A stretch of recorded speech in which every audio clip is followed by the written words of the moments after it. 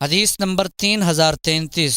حضرت ام الحسین رضی اللہ تعالیٰ عنہ فرماتی ہیں، میں نے رسول اکرم صلی اللہ علیہ وآلہ وسلم کے ہمراہ حجۃ الوداع کیا تو میں نے آپ کو دیکھا جب آپ نے جمرہ عقبہ کو کنکریاں ماری، آپ واپس ہوئے تو آپ سواری پر تھے اور آپ کے ہمراہ حضرت بلال اور حضرت اسامہ رضی اللہ تعالیٰ عنہما بھی تھے۔ ان میں سے ایک آپ کی سواری کی مہار پکڑ کر چل رہے تھے اور دوسرے نے کپڑے سے آپ کے سر انور پر دھوپ سے سایہ کر رکھا تھا۔ اس وقت رسول اکرم صلی اللہ علیہ وآلہ وسلم نے کافی باتیں فرمائیں۔ پھر میں نے آپ صلی اللہ علیہ وآلہ وسلم سے سنا، آپ نے فرمایا، اگر تم پر ایک ناک کٹا حبشی بھی امیر بنا دیا جائے لیکن وہ اللہ تعالیٰ کی کتاب کے ساتھ تمہاری قیادت کرے تو اس کی بات سنو اور تسلیم کرو۔ راوی فرماتے ہیں، میرے خیال میں حضرت ام الحسین نے سیاہ رنگ کا ذکر کیا کہ وہ سیاہ رنگ کا ہو۔